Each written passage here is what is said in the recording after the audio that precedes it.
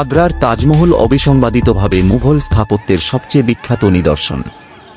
রবীন্দ্রনাথ ঠাকুর অনন্তকালের মুখের অশ্রু হিসাবে বর্ণনা করেছেন, এটি জনপ্রিয় কল্পনায় একটি সত্য, বিশ্বের বিস্ময়। সাদা জাঁকজমকপূর্ণ সমাধিটি সম্রাট শাহজাহান তার প্রিয় স্ত্রী আরজুমান্দ বানু বেগমের স্মরণে তৈরি করেছিলেন, যিনি মুমতাজ মহল প্রাসাদের নির্বাচিত নামে বেশি পরিচিত।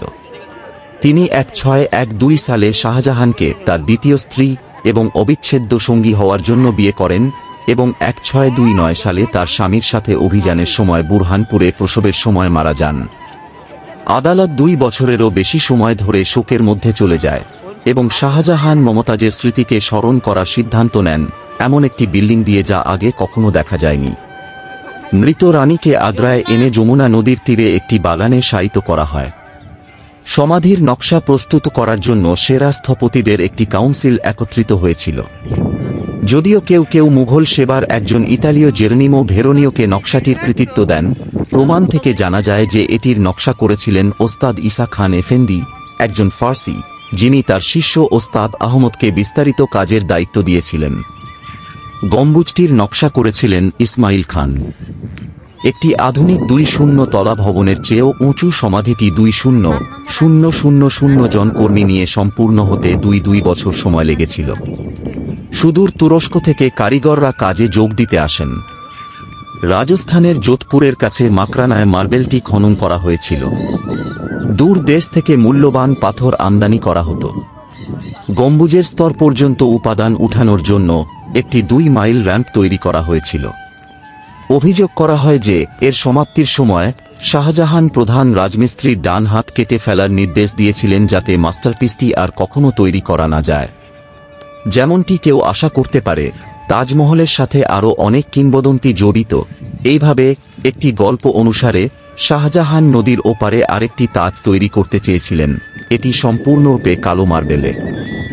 The Taj Mahal in Agra is undisputedly the most famous monument of Mughal architecture.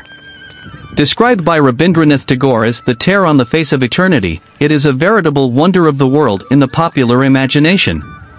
The majestic white mausoleum was built by Emperor Shah Jahan in memory of his beloved wife Arjuman Banu Begum, better known as Mumtaz Mahal, chosen one of the palace. She married Shah Jahan in 1612 to become his second wife and inseparable companion, and died in childbirth in Burhanpur in 1629 while on campaign with her husband. The court went into mourning for more than 2 years, and Shah Jahan decided to commemorate Mumtaz's memory with a building that had never been seen before. The dead queen was brought to Agra and laid to rest in a garden on the banks of the river Yamuna.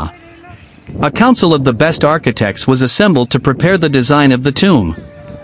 Although some attribute the design to Geronimo Veronio, an Italian in the Mughal service, evidence suggests that it was designed by Ustad Isa Khan Effendi, a Persian, who commissioned the detailed work to his disciple Ustad Ahmad. The dome was designed by Ismail Khan.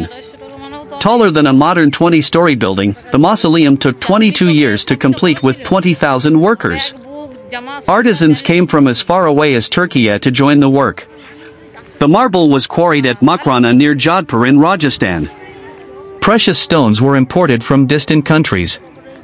A 2-mile ramp was built to lift material up to the dome level. It is alleged that, upon its completion, Shah Jahan ordered the right hand of the master mason to be amputated so that the masterpiece could never be built again. As one might expect, there are many other legends associated with the Taj Mahal. Thus, according to one story, Shah Jahan wanted to build another Taj across the river, this one entirely in black marble.